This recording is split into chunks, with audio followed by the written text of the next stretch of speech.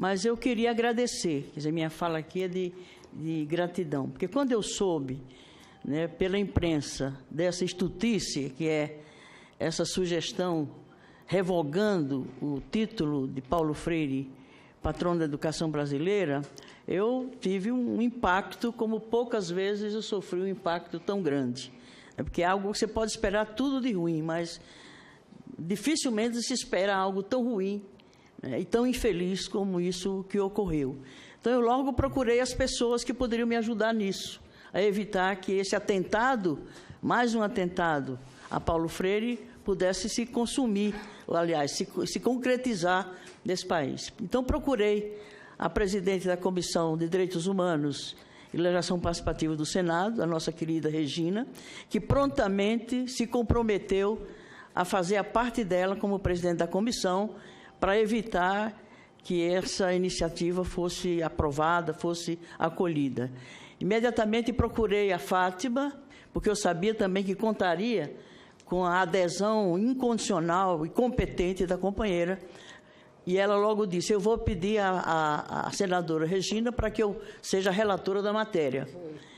E então fiquei tranquila quanto a quem ia conduzir aqui na casa. E liguei para o Cristóvão, que eu também já tinha contado com o apoio do Cristóvão quando a matéria estava sendo discutida na casa. Eu não tinha a menor dúvida, e pela história do Cristóvão, que eu poderia contar com ele. Ele prontamente se dispôs a, junto com as suas colegas senadoras, nos ajudar nessa tarefa. E, na sociedade, procurei o Daniel.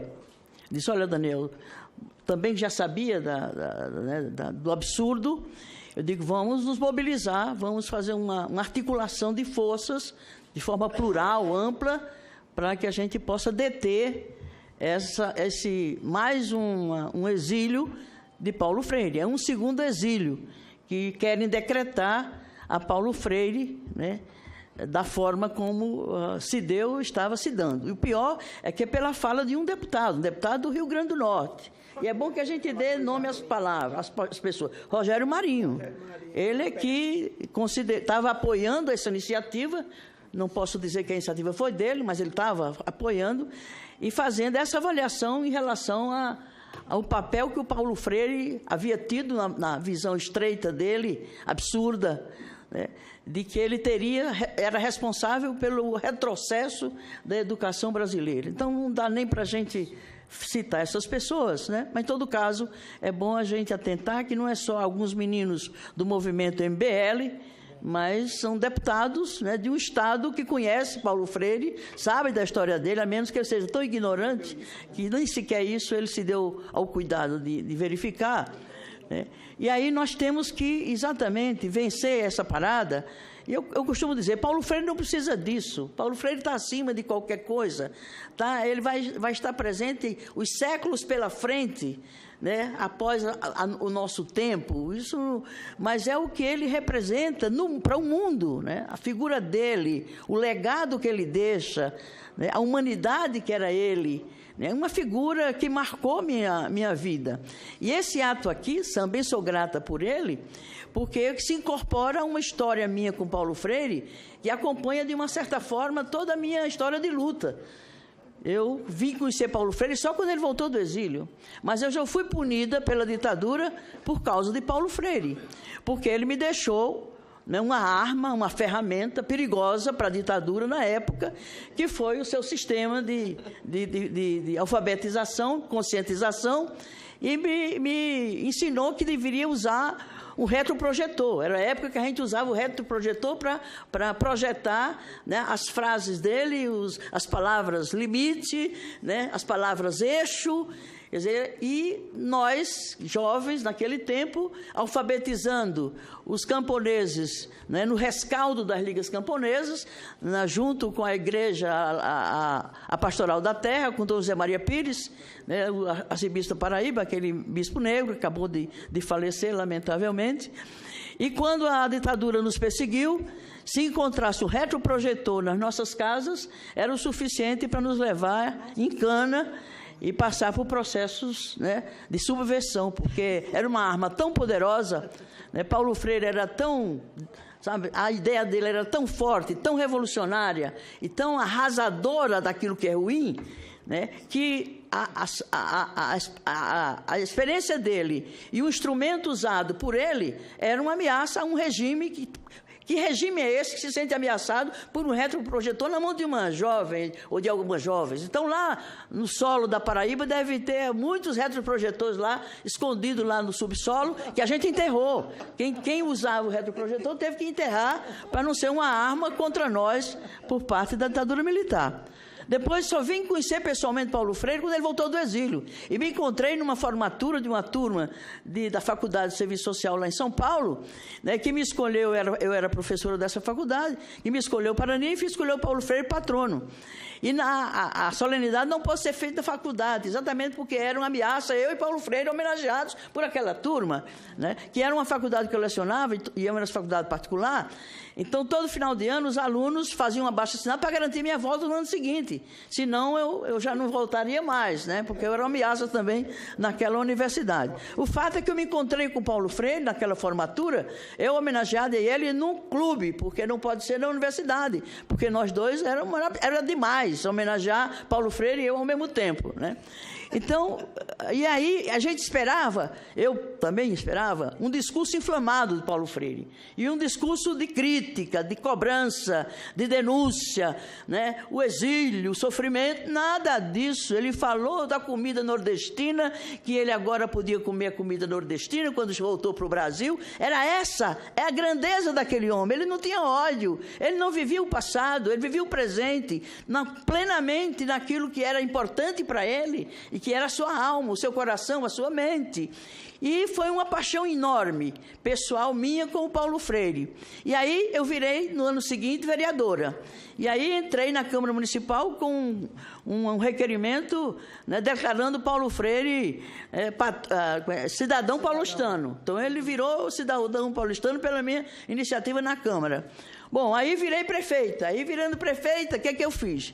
Eu convidei Paulo Freire, o primeiro nome que eu escolhi para o meu governo foi Paulo Freire, liguei da Paraíba, onde eu fui lá visitar minha família antes da posse, e beber na fonte, para poder enfrentar aquela tarefa grande, poderosa e difícil, complexa, que era governar São Paulo, nordestina, mulher do PT, de esquerda, favelada, enfim. Então era demais para o paulistano, para a elite paulistana. Bom, mas fui lá para poder me fortalecer, para enfrentar a tarefa que Deus e a história haviam me confiado. Bom, e aí liguei de Campina Grande, no percurso que eu fiz por todas as cidades onde eu tinha passado, porque eu migrei várias vezes dentro do próprio estado, dentro do Brasil, né, que é a saga nordestina, é você migrar de família pobre, e cada seca a família leva a gente para algum lugar desse país, né? E o fato é que de Campina Grande eu liguei para Nita, para falar com o Paulo Freire. Ele estava dando aula em Campinas, da Unicamp, e eu não tinha esperança que ele aceitasse, porque ele tinha dito que jamais aceitaria um emprego público, né, na área dele. Bom, e aí eu falei com o Paulo Freire pelo telefone, fiz o convite. Ele disse: olha, se eu não aceitasse esse convite, eu negaria tudo aquilo que eu afirmei e disse toda a minha vida. Então eu aceito a tarefa. E Paulo Freire passou pela Prefeitura de São Paulo como secretário de Educação e marcou a história da educação na cidade de São Paulo. Inclusive, né, ele implantou, antes dele sair do cargo, porque ele quis sair do cargo antes do final do mandato, porque ele já havia constituído uma comissão e uma equipe que era suficiente para tocar, porque eles querem, agora eu quero ir para casa para escrever sobre a experiência, né? E aí ele assumiu a tarefa e implantou 1000 núcleos do MOVA, que era o programa de alfabetização de adultos do nosso governo, inspirado em todo o sistema dele, em toda a filosofia dele, que já havia, inclusive, né, se enriquecido ao longo dos anos todos que ele havia trabalhado fora do país e um pouco ainda no Brasil. Então, por tudo isso, aí eu virei deputada federal. E como deputada federal, eu preciso também homenagear Paulo Freire. Aí veio a ideia de conferir a ele, através de um projeto de lei, né, consultei a Anitta, também, eu recorri nos primeiros momentos também da aflição do que estava se ameaçando, e também ela veio construir conosco o coletivo e coletar os apoios. Olha, aqui é uma quantidade de apoios, que é mais apoios do que o que eles conseguiram para mandar a sugestão aqui. Portanto, ultrapassa o número de pessoas que subscreveram a estultícia, que é aquela proposta legislativa de vetar Paulo Freire como patrono da educação brasileira. Veja bem, toda reforma política... Quantas assinaturas? 22 mil. Mais de 22 mil assinaturas. Além de outras manifestações que vieram ao longo dessa aí. E o coletivo se constituiu exatamente para fazer essa articulação que resultou nesse momento que estamos aqui, e a ideia não é dissolver o coletivo, quer dizer, o coletivo continuar, mesmo depois da rejeição dessa matéria, o coletivo se preservar para a gente continuar essa luta em defesa da educação, uma educação democrática, sob a inspiração e inspirado no legado do nosso mestre, do grande figura humana que foi Paulo Freire. Eu agradeço a todas vocês, parlamentares, senadoras, senador, Daniel, a Anita, a nossa professora aqui do Rio Grande do Norte, que trouxe um presente para a gente nessa audiência, e a todos vocês que vieram participar desse evento, e a quem nos acompanha pela internet. Então, um abraço carinhoso, e eu pediria autorização à nossa senadora, que está dirigindo os trabalhos, para que uma carta aberta ao Congresso Nacional do Brasil, né, do Instituto Paulo Freire, possa ser veiculado pelo site do Senado, e esse manifesto, que é o Coletivo Paulo Freire por uma Educação Democrática, é um manifesto do coletivo também sobre a mesma questão. Se isso puder ser veiculado pelo site do Senado, e como prestação de contas do trabalho do coletivo, né, é que a gente pretende que tenha continuidade com essa missão. Vamos ajudar a mudar o mundo, não é mudar só o país, né? É mudar o mundo. E mudando o mundo, a gente muda o Brasil, muda São Paulo, muda Brasília, enfim, muda aquilo que precisa ser mudado. E Paulo Freire é, sem dúvida nenhuma, inspiração para a gente levar em frente essa tarefa. Obrigado a todos, né, que chegaram até aqui, e vamos estar aqui no dia da votação para a gente comemorar juntos essa vitória, que é uma vitória até do ponto de vista da luta ideológica. O que está existindo é uma luta ideológica, porque Paulo Freire era expressão de ideias, de concepções, de valores, né, de visão de mundo, e é isso que se ataca ao querer tirar dele esse título, que é muito pouco para o que ele é, pelo que ele fez e pelo que ele representou para a educação no Brasil e no mundo. Muito obrigada.